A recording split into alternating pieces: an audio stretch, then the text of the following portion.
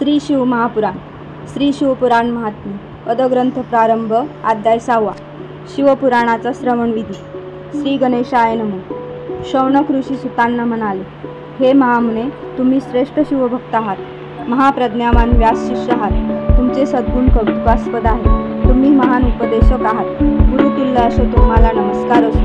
तुमच्या मुखातून शिवपुराण ऐकायला मिळणे ही आमच्यासाठी फार मोठी पुण्यपर्वणी आहे. या कथा श्रवणाचे संपूर्ण उत्तम फल आम्हा श्रोत्यांना प्राप्त व्हावे म्हणून शिवपुराणाचे श्रवण कसे करावे याविषयी कृपया मार्गदर्शन करा.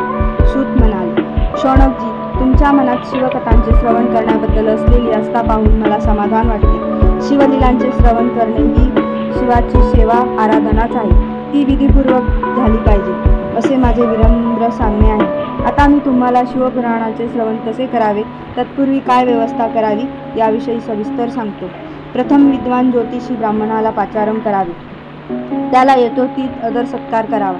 त्याला द्रव्य वस्त्रादी दान देऊन संतुष्ट करावे. मग आपले मनोगत सांगावे. त्याच्याकडून ग्रंथ वाचनासाठी उत्तम मुहूर्त जाणून घ्यावा.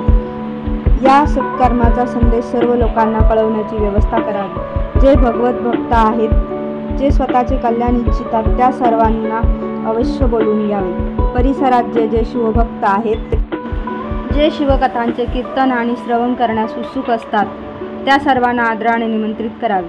त्यांचा सत्कार करावा. शिवालय, देवालय, तीर्थस्थान, अरण्य आणि घर ही सर्व स्थाने ग्रंथ श्रवण पठणाच्या दृष्टीने योग्य मानली जातात. तेथे स्वच्छता करावी. विस्तृत मंडप उभारावा.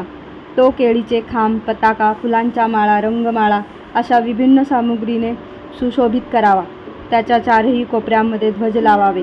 भगवान शंकरांसाठी एक उच्चासन तयार करावे. त्यावर त्यांची सुंदर मूर्ती किंवा चित्र ठेवावे. कथा निरूपण करणाऱ्या वक्त्यासाठी सुखद मृदू आसन घालावे. श्रोत्यांसाठी ही सतरंजी आदी बैठक व्यवस्था करावी. येथे एक महत्त्वाची सूचना करावीशी वाटते. या जगात कोणी जन्माने गुरु होतो, कोणी आपल्या सद्गुणांनी गुरु होतो. त्या गुरुचे प्रकारही वेगवेगळे असतात आणि त्याच्या अवस्थाही वेगवेगळ्या असतात. त्या सर्वांमध्ये पुराणांचा ज्ञाता असलेला विद्वानच परमगुरु मानला जातो. पुराणवेत्ता हा नेहमी सुगुरुचित, दक्ष, शांत, ईर्ष्या नसलेला, साधू वृत्तीचा, दयाळू आणि प्रवचन कुशल असावा. पुराणांतील पुण्यकथांचे निरूपण करण्यासाठी असेच विद्वान योग्य असतात. त्यांची वाणी अभिष्ट फल देणारी आणि श्रोत्यांसाठी कल्याणप्रद असल्याने त्यांच्याकडे तुच्छतेने त्यांच्याविषयी आदरच बाळगावा. अहंकाराने केलेले श्रवण निष्फळ ठरते, म्हणून सद्भावनेने श्रवण करावे. भगवान शंकर स्वतःच्या लीला ऐकण्यासाठी या मंडपात सूक्ष्म रूपाने हजर आहेत. ते आपल्याकडे कौतुकाने पाहत आहेत अशी धारणा ठेवावी. त्यामुळे भावभक्ती विद्युग्रत होऊन श्रवणाविषयी आस्था वाढते, गोडी निर्माण होते. वक्त्यानेही श्रोतांना आनंद होईल अशा प्रकारे साम्यक आणि प्रसादिक निरूपण करावे.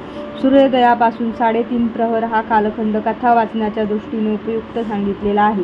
1 प्रहर म्हणजे 3 तास. 3.5 घटका. मध्यान्हकाळी ही 2 घटका कथा वाचन थांबवावे, म्हणजे उपस्थितांना थोडी विश्रांती मिळून मलमूत्रादी विसर्जन करणे सोयीचे होते. शिवपुराणाचे श्रवण करणे हे एक व्रतच आहे. त्या व्रताचे इष्टफल मिळावे म्हणून श्रोत्यांनी कथेस आरंभ होण्यापूर्वी 1 दिवस आधी तसा संकल्प करावा. व्रतस्थ राहावे.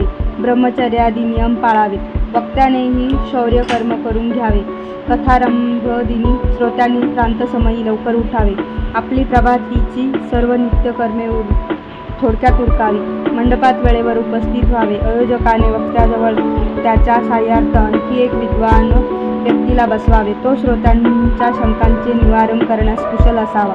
कथा निरूपणापूर्वी या सत्कार्यात कोणत्याही प्रकारचे विघ्न येऊ नये म्हणून सर्वप्रथम गणपतीची पूजा करावी.